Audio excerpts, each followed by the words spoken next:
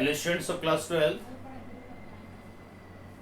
पिछले video lesson में हम लोगों ने देखा सीबीएसई के द्वारा इशू किए हुए सैम्पल पेपर जो डिफरेंट सब्जेक्ट के लिए है। तो हम अप्लाइड मैथमेटिक्स हम क्लास 12 का लेके चल रहे हैं, जिसमें आपको क्वेश्चन नंबर 1 से लेकर 5 तक का समझाया गया था। ये टर्म 1 का सिलेबस है और इसी पैटर्न को समझ करके आप प्रैक्टिस करेंगे, ये आपको बोर्ड के एग्जामिनेशन के लिए मदद करेगा। चलिए देखते हैं हम लोग सेक्शन ए के क्वेश्चंस 6 से आगे की ओर, क्वेश्चन नंबर 6 से आगे की ओर। जैसा आपको स्ट्रेटेजी बताया कि सारे एमसीक्यू क्वेश्चन हैं, सारे 1 मार्क क्वेश्चन हैं। हम सारे क्वेश्चंस को आपको एक्सप्लेन करके डिटेल्स में समझा रहे हैं, लेकिन एग्जाम के दौरान ऐसे क्वेश्चन को आप मेमोराइज करेंगे कि जितनी प्रैक्टिस करेंगे आप उतना आपका मेमोरी पावर बढ़ेगा। अकॉर्डिंगली आप एमसीक्यू क्वेश्चन को बहुत शॉर्ट टाइम में अटेम्प्ट कर सकते हैं। तो चलिए हम लोग क्वेश्चन नंबर 6 के और चलते हैं। तो ये आप देखिए, इसमें इन्हें 3x3 matrix A value of A12 C13 plus A22 C23 plus A32 C33 where Cij is the cofactor of Aij।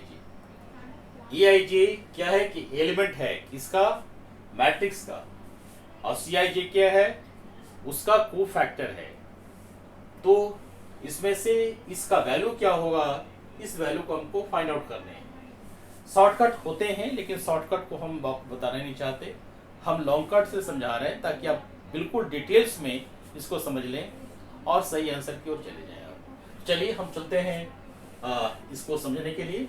तो इसके लिए हम एक मैट्रिक्स ले लेते हैं थर्ड ऑर्डर का। तो थर्ड ऑर्डर दिया हुआ है तो आप ले लीजिए, late A is a matrix of third order, A11, A12, A13, A21, A22, A23, A31, A32, A33। तो आपको करना क्या, इसमें थर्ड ऑर्डर का है। इसमें आप जो आपकी रिक्वायरमेंट है C13 cofactor of element lies in the first and third column, यानी इसकी कोफैक्टर निकालनी आपको है।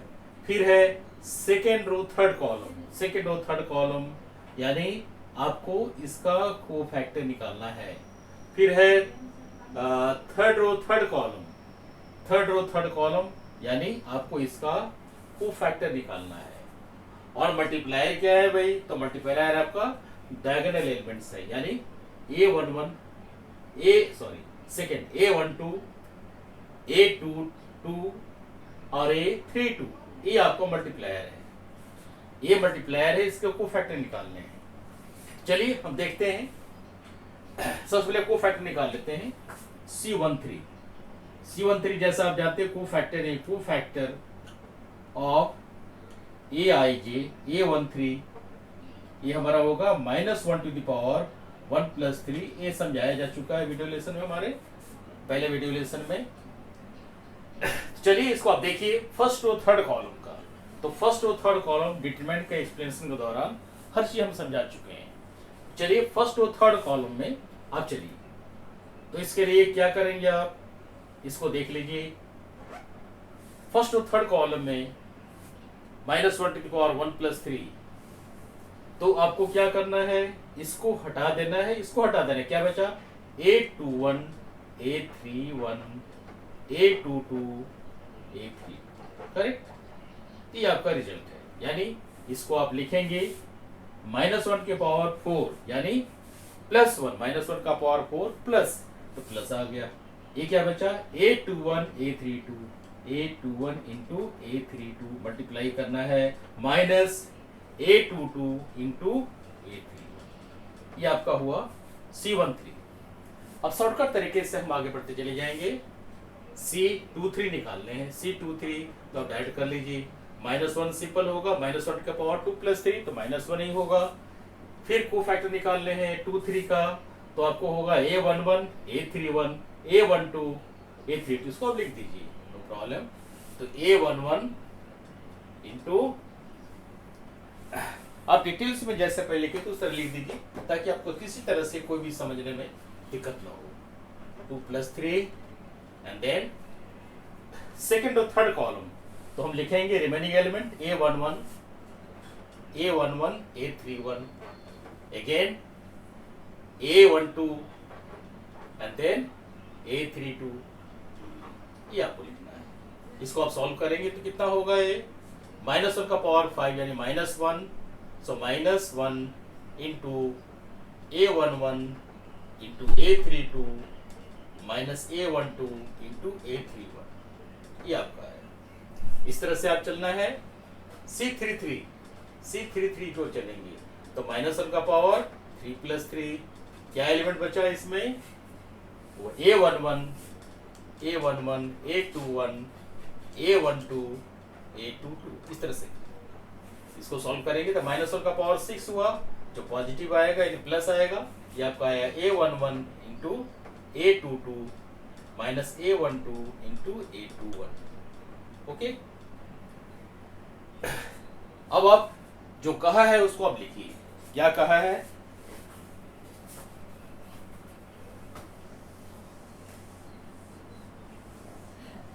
इसे मेंशन किया हुआ है A11, A12 into C13, therefore A12 into C13 plus A22 into C23 plus A32 into C33 is equal to A12 into C3। तो A12 लिखना है, A12 ये मल्टीप्लायर है, कोफैक्टर 13 कितना लिखा गया है, ये लिखा गया है A21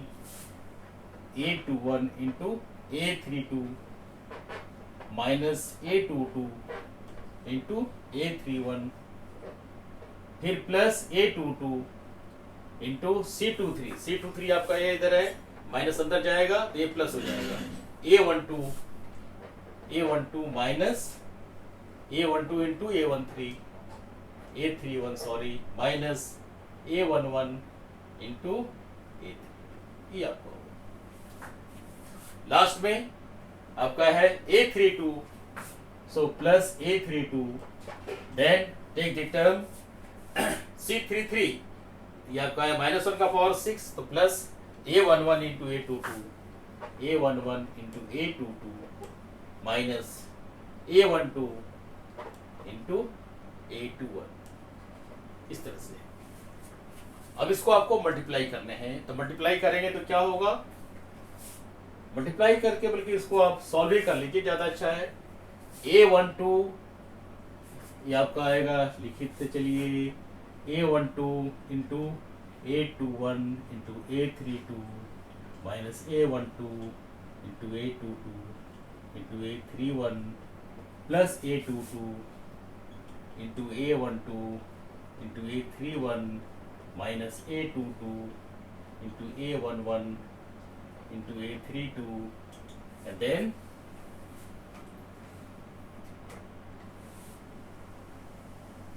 लास्ट में आपको क्या है, इसको देख लीजिए।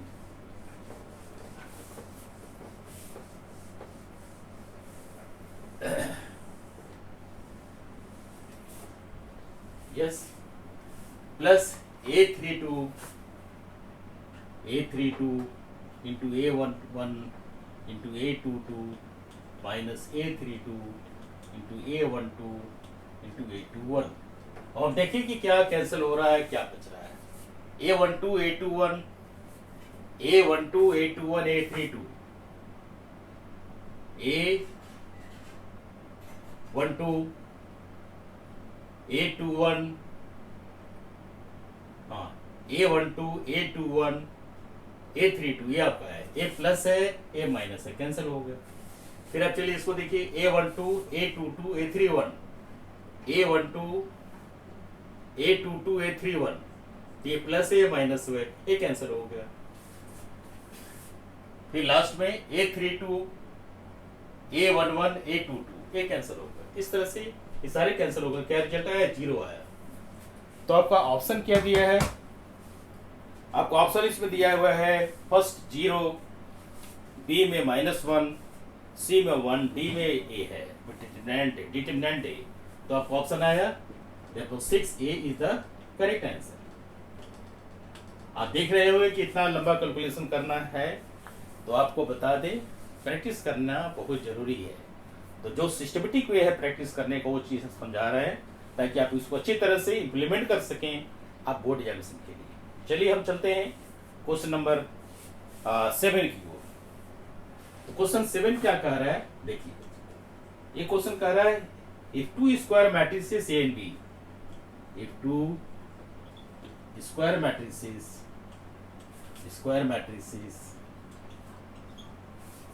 A and B are such that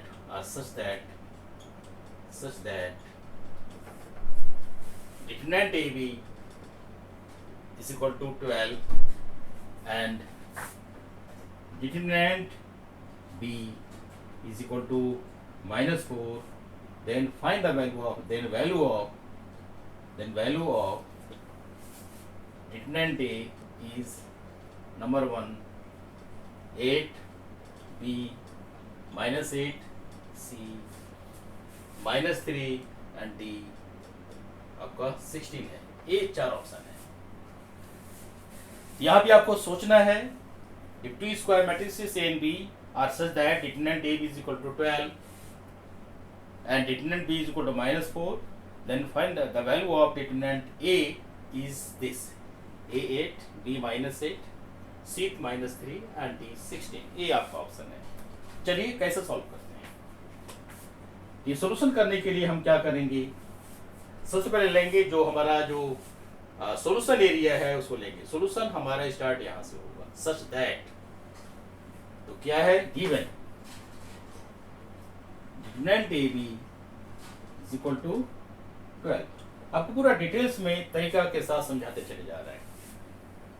आप पहले वाले क्वेश्चन से भी देखे थे कि प्रॉपर्टी ऑफ डिटरमिनेंट है determinant of the product is the product of the determinant in the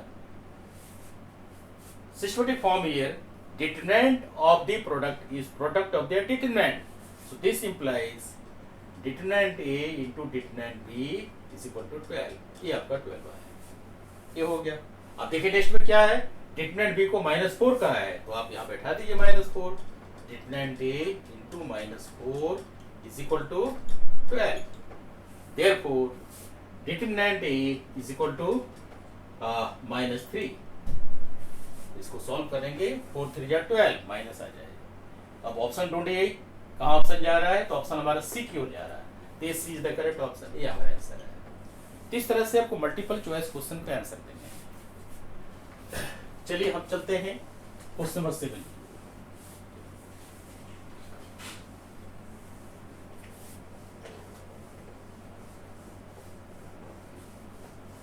question 7 में क्वेश्चन नंबर 8 में क्या है इसको देखिए।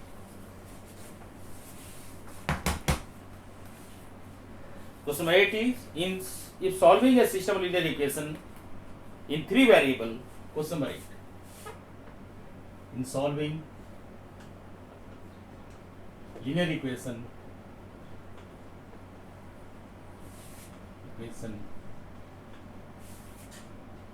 in 3 variables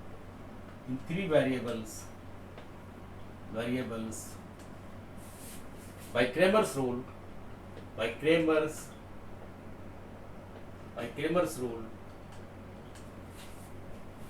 we get determinant is equal to 0 and at least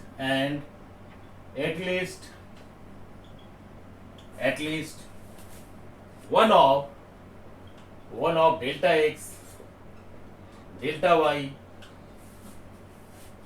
delta z is non-zero,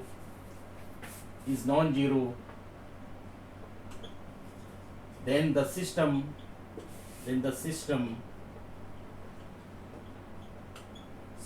of linear equation has number A no solution,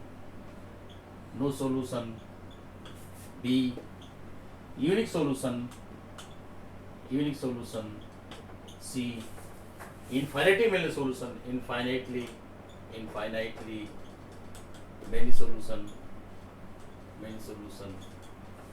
and D trivial solution, trivial solution, trivial solution, ये आप देखिए ध्यान से। तो पहले तो ये solve करने के पहले आपको इसकी थ्योरी समझा दें, फिर आपको आसानी होगा समझने के लिए। तो थ्योरेटिकल एक्सप्लेनेशन क्या है? In solving linear equation in 3 variable by Cramer's rule, Cramer's rule, Cramer's rule. Kramer's rule explains that, let us take, I am taking two variable a11 x plus a12 y is equal to b,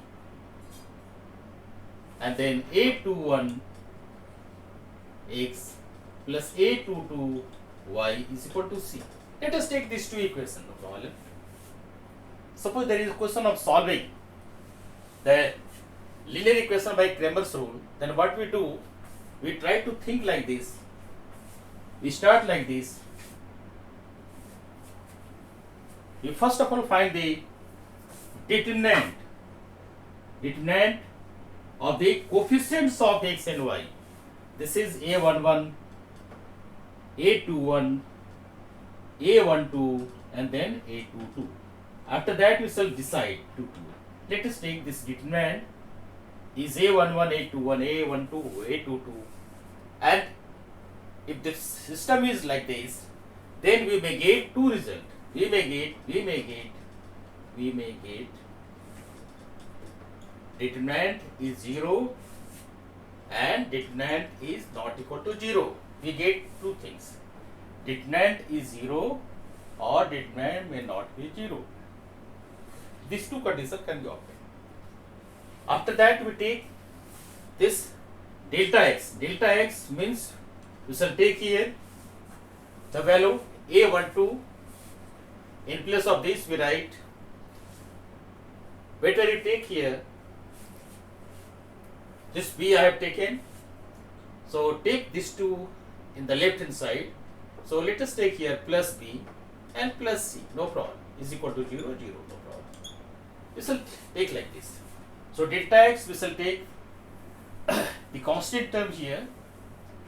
In place of delta x, we shall take bc, then a12, and then a2.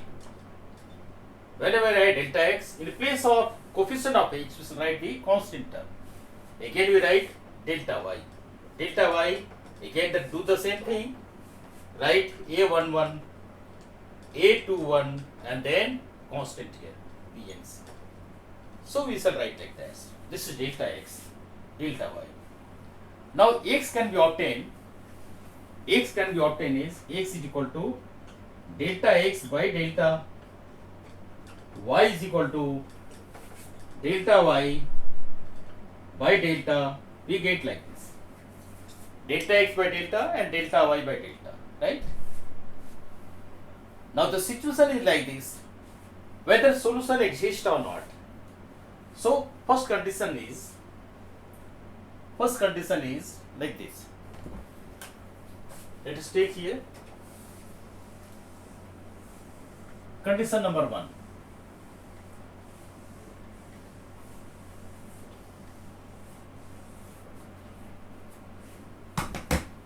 The first condition number 1, if delta is equal to 0, I have taken delta 0 and delta x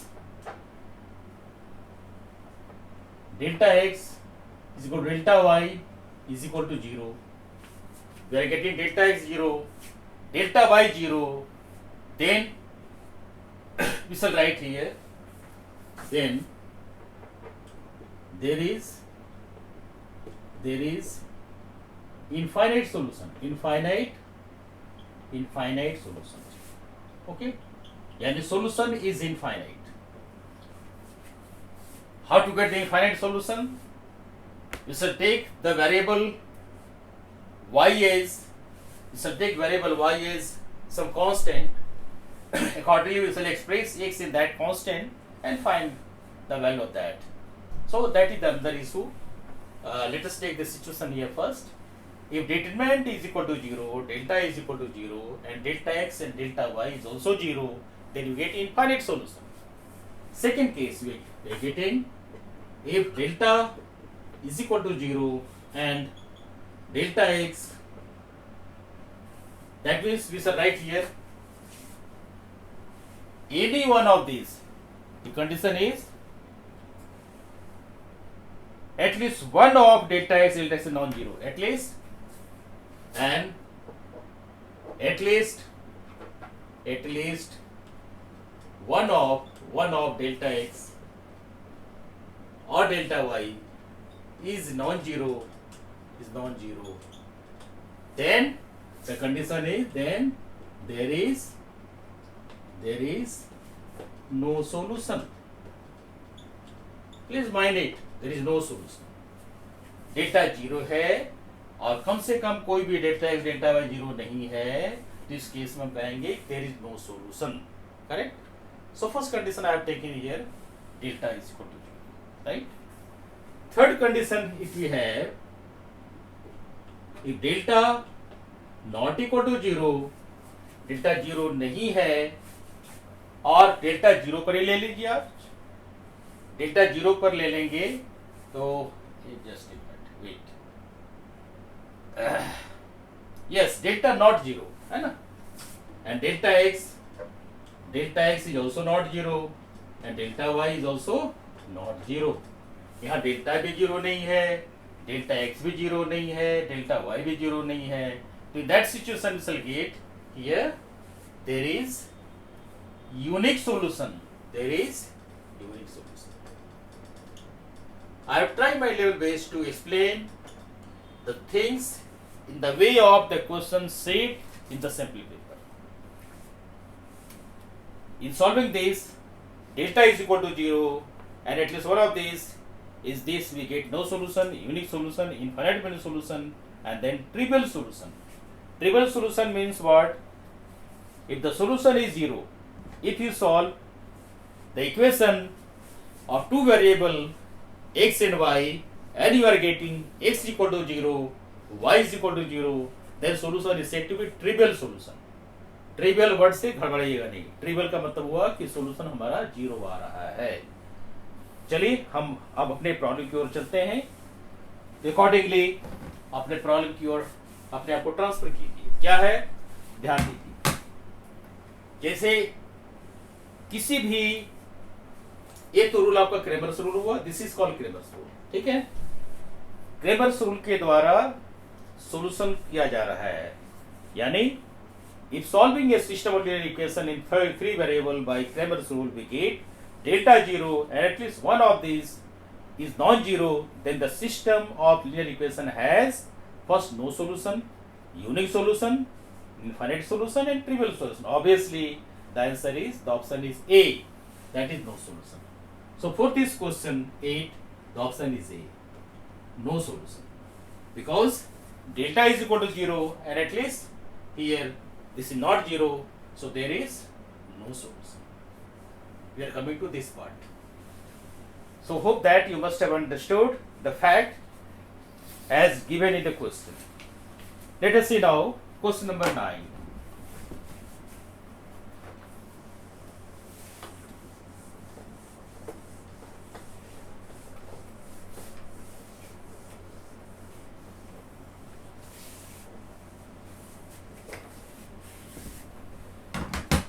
Question number 9 is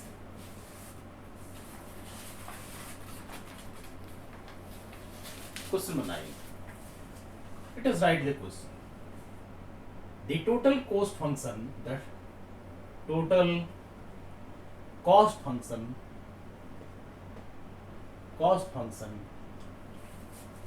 is given by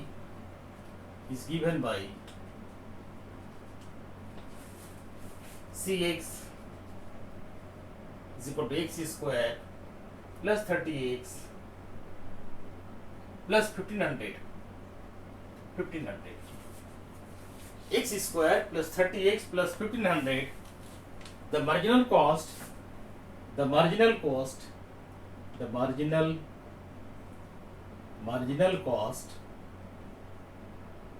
when 10 units are produced is A rupees 20, B rupees 30, C rupees 50, D rupees 70. So we get like this.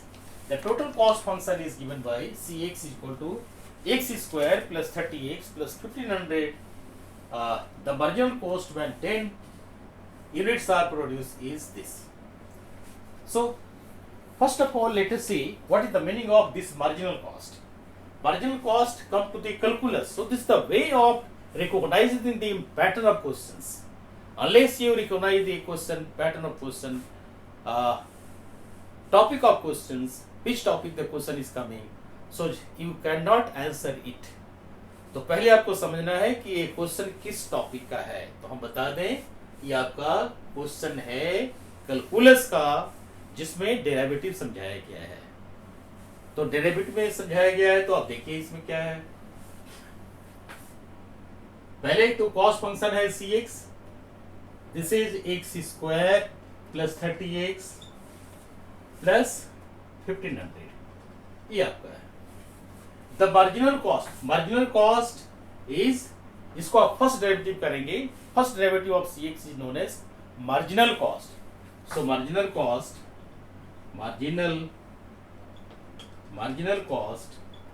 Is equal to C dash x. इसको इस तरह से कर सकते हैं, ddx of Cx यानी ddx of x square plus 30x plus 1500. Right, इसको solve करेंगे. ddx of x square is 2x, ddx of 30x is 30, ddx of constant is 0. No need of writing. अब क्या है कि बोला है the marginal cost when 10 units are produced. 10 units means x. Here x is equal to 10 units.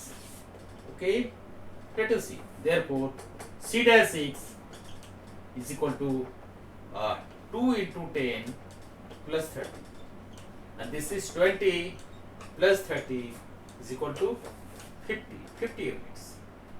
50 times 30. This is the marginal cost. So what is the option here? C. So C is the correct option for this. So here the way of doing. तो जो तरीका आपको सिखाया गया है, जो approach आपको समझाया गया है, उस अप्रोच को आप ध्यान से देखते चलिए और समझने का प्रयास कीजिए किस तरह से इसको करना है, कहाँ से करना है, कैसे टैकल करना है. चलिए एक क्वेश्चन और देख करके हम स्टॉप करते हैं, फिर बाकी क्वेश्चन को हम दूसरे लेसन में समझाएंगे.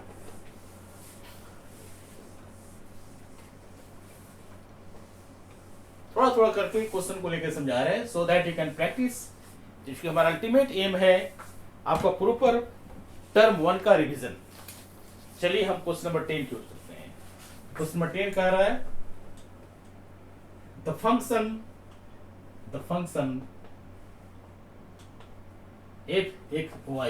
y is equal to 1 by x is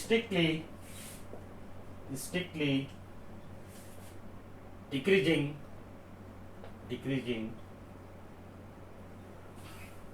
in the interval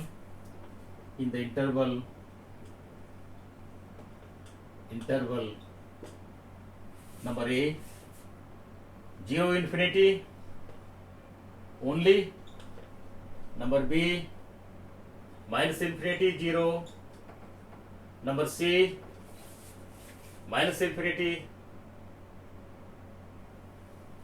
It is given here minus infinity 0 and C again minus infinity 0. It should be infinity 0. Let us write infinity 0, no problem. Let us write, or you can write B infinity 0 and this is minus infinity 0. No problem. Let us write as well as 0 infinity. C is minus infinity as well as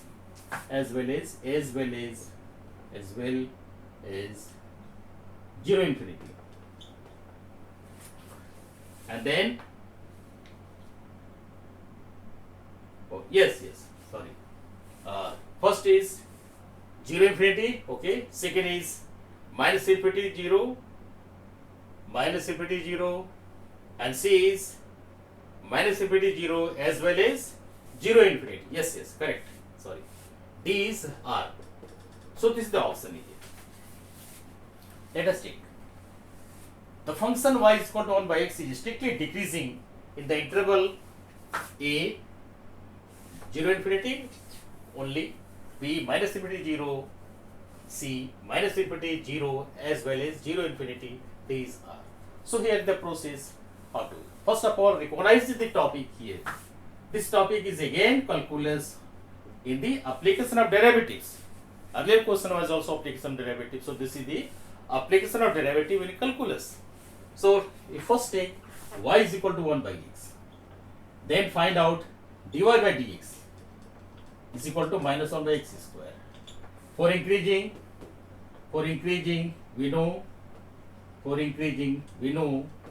dy by dx should be greater than 0. And for decreasing what we get? We get dy by dx is less than 0. This condition should satisfy. Now, by the nature of the solution of dy by dx, let us study it. Here, dy by dx is equal to minus 1 by x square. Can you make it positive for any value of x? Not at all possible. We cannot make it negative, because x square is always positive quantity for all value of x. Whatever value of x you will take, it is always negative. So the situation is the function this is strictly decreasing in the interval. किस में strictly decreasing है? कौन सा interval होगा? ये पहला a होगा. a में 0 से इन्फिनिटी, तो 0 तो हो नहीं सकता. 0 से इन्फिनिटी, चूंकि इंटरवल है इसलिए इंटरवल में 0 नहीं काउंट करें, इन्फिनिटी काउंट नहीं करेंगे. तो 0 से इन्फिनिटी का मतलब हुआ, पहले आप देख लीजिए सिचुएशन देखिए. ये आपका माइनस इन्फिनिटी है, ये आपका 0 है, इधर में प्लस इन्फिनिटी है. यानी इधर में सारे पॉजिटिव हैं, ऑल पॉजिटिव, इधर में सारे नेगेटिव हैं. अब आप सिचुएशन को स्टडी कर लीजिए. इस पूरे सिस्टम को हम आर कहते हैं. आर क्या है हमारा? Minus infinity two plus infinity. तो पहले क्लियर कर ले आप. ये आर का मतलब ये हुआ. और पहला क्या कहा? 0 से इन्फिनिटी, यानी इस इंटरवल में 0 से इन्फिनिटी की ओर. ये हमारा ओपन इंटरवल है, 0 नहीं ले सकते, इन्फिनिटी नहीं ले सकते, जो 0 के लिए वैलिड नहीं है. राइट. फिर है दूसरा minus infinity to 0. Minus infinity 0 का मतलब ये हमारा नेगेटिव, ऑल नेगेटिव केस में, यानी इसमें डिक्रीजिंग करेगा या इसमें डिक्रीजिंग करेगा, पहला ये है. तो ये डिक्रीजिंग इसमें भी करेगा और डिक्रीजिंग इसमें भी करेगा, तो ये खत्म होगी बात. अब चलिए नेक्स्ट है minus infinity 0 as well as 0 infinity. Minus infinity 0, हाँ कहने दोनों में ये डिक्रीजिंग होगा. अब आर के केस का मतलब हुआ, यहां देखिए क्या है, माइनस इन्फिनिटी 0 और माइनस इन्फिनिटी 0.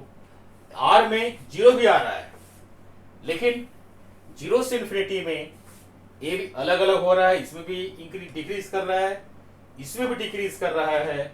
लेकिन एक हमारे पास जो थर्ड ऑप्शन है सी, जो minus infinity 0 as well as 0 infinity, यानी माइनस इन्फिनिटी 0 में भी डिक्रीज करेगा और इसमें भी करेगा. सही है.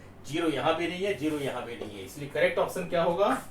Strictly decreasing in option C, minus infinity 0 as well as 0 infinity. समझ गए आप? इसलिए नहीं हुआ कि इसमें 0 भी आ रहा है. It contains 0 here. इस पूरे सिस्टम को हम कहते हैं आर. तो ठीक है, ये 10 क्वेश्चंस हो गए. नेक्स्ट वीडियो लेसन में बाकी क्वेश्चन को डील करेंगे. तब तक के लिए आप इसको प्रैक्टिस कीजिए, रिवाइज कीजिए, ज़्यादा से ज़्यादा इसको शेयर कीजिए और इसको लाइक कीजिए और प्रैक्टिस पर ज़्यादा ध्यान दीजिए, क्योंकि हमारा उद्देश्य है आपको टर्म 1 की प्रैक्टिस कराना. चलिए धन्यवाद. फिर हम मिलते हैं अगले वीडियो से.